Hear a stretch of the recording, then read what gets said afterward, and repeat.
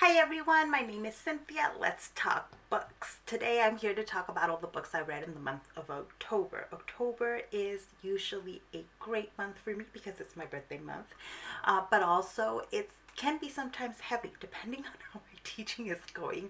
And this October I had a lot of grading to do towards the end of the month. Now it's all done, but that might explain why I've been a little MIA from YouTube. Anyway, let's get right to it. The first book that I finished in October was The Demon Next Door by Chance Verity. So I'd read the first one in this installment and had really liked it. It's just one of those things that if you want to get into monster romance, these short novellas can be really great for that. So this was very short, and it's literally about a single mom who is living with her son and kind of making life work, and then a demon moves in the neighborhood, and she starts to befriend him. Romance ensues. These books are surprisingly sweet, and this was a solid book for me. It's exactly what I needed at the beginning of the month because I was reading this next book, Solito by Javier Zamora. It's a fantastic memoir that tells the story of Javier Zamora, who came to the United States when he was 9 years old from Guatemala. From El Salvador. He crosses into Guatemala and then from Guatemala into Mexico, and that whole journey from Mexico, from El Salvador, Guatemala, Mexico to the United States, it takes a few months, and it was only supposed to take a few weeks, and it's an incredibly powerful story, and it's even more powerful because it's told from the point of view of a 9-year-old boy. I cannot recommend this book enough. It's my favorite of the year so far, and I think everybody needs to pick it up. Next, I picked up Love in the Time of Serial Killers by Alicia Thompson. I saw a lot of people picking it up, and so I thought I would give it a try. I like true crime. I'm not as obsessed with it as I used to be when I was younger, but I like true crime and I like romance. So this is a romance story, but it's not focused on the romance. This story is more about kind of grief and the story of the main character trying to heal from past trauma, especially the trauma that of her father. She grew up primarily with her mother after her parents divorced, and so she hadn't had a close relationship with her father. But now her father has passed away, and she is in charge of basically cleaning up the home and getting it ready to be sold. And so much of it is about that. True crime comes in because she's writing a dissertation about true crime literature. And so if you like true crime, there's going to be a lot of references here that you're going to understand and are going to make you smile. But it's a story about grief and healing. There is that romance with the neighbor next door. But again, it's a subplot. It's not the main. I think it's not the focus of the story. So go in knowing that. The next book that I finished, I absolutely loved. It comes out in November, and I'm gonna have a dedicated review coming for it, so keep an eye out for that. For now, what I'll say is the book is called Second Chance at Rancho Lindo by Sabrina. This is about a Mexican American cowboy ranch. Our main hero, is a veteran who is returning home after experiencing some injuries in the military. He's always been fighting, though, the legacy of his family. His family has owned this ranch in California for generations, and it was always understood that the sons would take over the ranch once they were ready to do that. Well, his older brother has always been, yes, he's always in love with the ranch, in love with the work at the ranch. His younger brothers have all also been gung-ho. They have all found their place within the ranch, etc. But our hero has not. He wanted to see the world, to experience other things, and not to be burdened with the weight of that responsibility towards his family. But now he's back, and he's having to deal with all the expectations placed on him.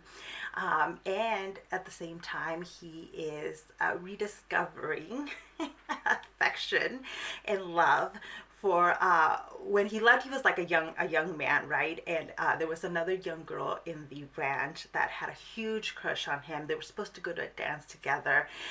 They end up not going to it, and when he comes back, he doesn't recognize her, but she recognizes him, and she loves ranch life and can't imagine being anywhere else, and he doesn't know what he wants when the story begins. And so it's just so heartwarming, beautiful, closed door romance. I really, really love this one and can't wait to talk more about it in a dedicated video. Next, I read Devoted in Death. This is book number 41 in the In Death series by J.D. Robb, aka Nora Roberts. I love this series. This was a solid one for me, really enjoyable. I enjoyed the case in here. I enjoyed Eve Dallas. I love all the books in this series that kind of have her take steps forward or realize something about the friendships and the relationships that she has been building since she opened up her life to that. So this was solid. Next book I picked up was Women Talking by Miriam Toews. This story is based on a real life story, so that had originally captured my attention. It's about a group of women in a close religious society that have been experiencing sexual assault, and they've started talking to each other about that, right? Like, wait a minute, things feel wrong, things feel off when you wake up. Well, one of them finally catches the assault, and everybody realizes that they've been assaulted over the years, like every single woman in this religious society. And now they've done something about it, but the men want them to forgive the perpetrators. And so the women, the men gone in town to resolve some of the legal issues, are trying to decide whether they are going to remain in the society or leave. And it's them talking through that. So I buddy read this with Shannon at That So Po and Kazen over at That's Always Doing. And Kazen read the first section and then was like, yeah, DNF. I can't keep reading this, especially because it's narrated by a male figure. There's one male figure in here who's taking notes on the proceedings, on the discussion the women are having, and he feels so unnecessary because yeah, it's just like the story is being told from his perspective, and it just felt off and weird and wrong at times. And I wanted to know more about things from the women's perspective, and I understood by the end why the author made the choice to make the narrator a man, but I wish a different choice had been made there. But otherwise, the story of the women, the conversations they have, the things that they're trying to work through, were really interesting, and some of them were really powerful discussions about, what power we have, what power women have in male-dominated societies, what is kept from us, and what we can or cannot demand, especially within the context of religion. So that I like the book overall. I just really questioned the use of the male narrator. The next book I finished was Fever Dream by Samantha Schweblin. Okay, this book is hard to understand. I'm gonna watch the movie on Netflix. The movie based on the book is on Netflix, and I'm gonna watch it. I haven't done it yet because it's a creepy book. It begins with like a female narrator talking to a male narrator. We think it's a boy, and she's feeling bugs all over her. And then the story begins unraveling of how these two met, their families, the mom's relationship, the kids, what the kids have to do. But it's a really bizarre story. It's called Fever Dream because the story is told like you're experiencing a fever dream, and so it's really disorienting. And so I have no clue how I feel about this book. It's interesting. I think I would give it a 3 stars because I found aspects of it really interesting, and then at times I felt so disoriented, um, and without being able to ground myself in some aspect of the story was lost. Um, but I think that's also what the author intended. So there we go. The next book I finished was Our Shadows Have Claws, 15 Latin American stories, monster stories. And I'm not typically a short story person, but I wanted to pick this up because it's all by Latinx authors. Most of the stories are set in Latin America, and I love the way Latin Americans talk about monsters. This one, for me, most of the stories didn't completely work because of my issue with short stories. Short stories, when they're really good, feel so short and not satisfying enough. And I just tend to, the short stories just tend to not work for me. There was one story by Anne Davila Cardinal. Her short story in here, I really loved. It's kind of a ghost story. And I really enjoyed that one. The rest of them were just okay for me. But again, it's because I don't like short stories or because they just don't tend to work for me. But if you enjoy short stories, this is a great way to get a taste of a bunch of different Latin American authors, Latinx authors.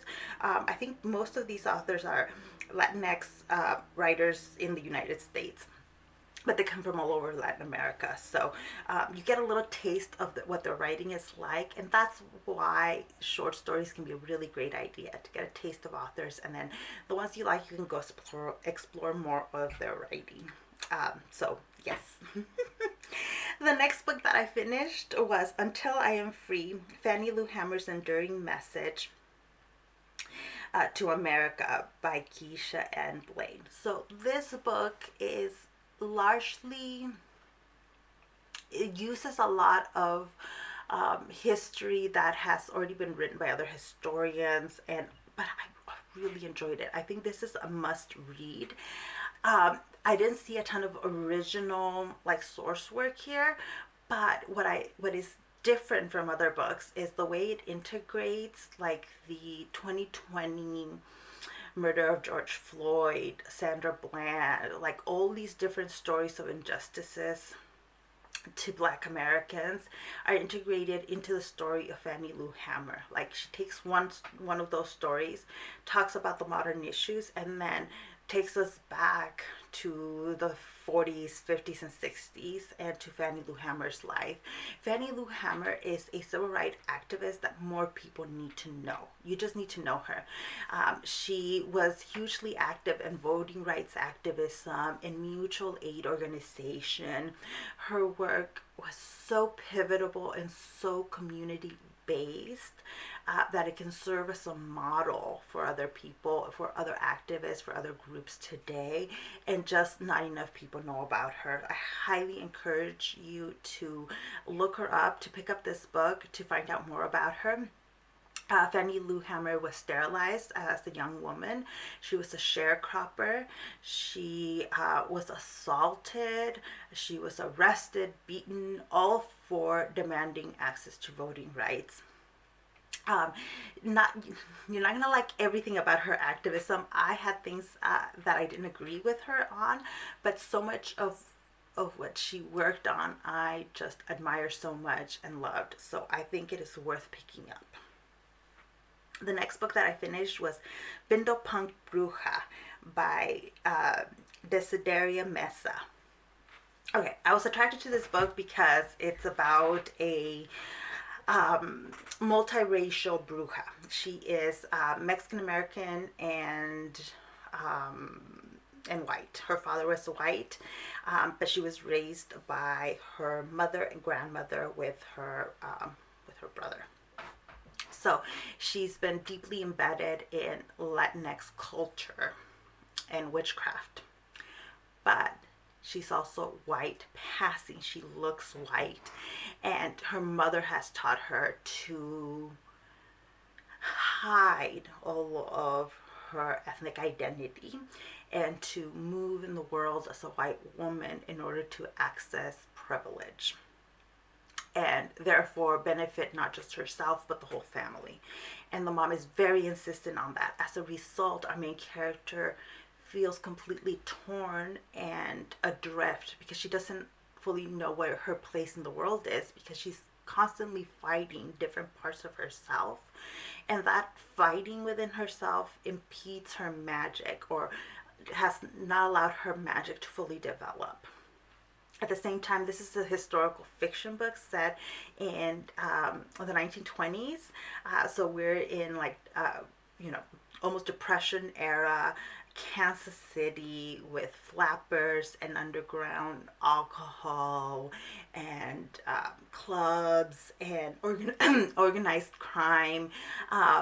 The historical aspect of it is done so wonderfully, and maybe it's because at the same time I was reading a book in a section of it, a history book, and a section of it that covers that period, that I just thought, like, yes, the way it handles the racial aspects, the violence, like all of those aspects were so well done.